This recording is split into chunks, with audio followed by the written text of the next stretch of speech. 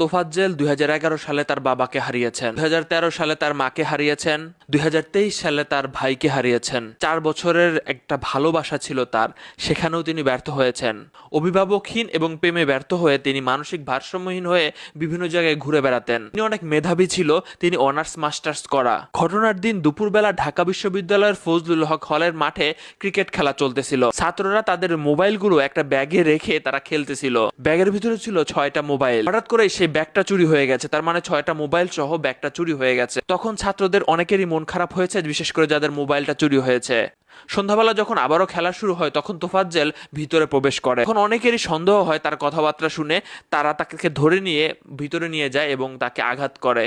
আঘাত করার পর আবারও তাকে খাওয়ানো হয়, যেটার ফুটেজ আপনারা দেখেছেন। এরপরে আবারও নিয়ে যেয়ে তাকে আঘাত করা হয়। শেষ পর্যন্ত তো আপনারা জানেন তার সাথে কি ঘটেছে।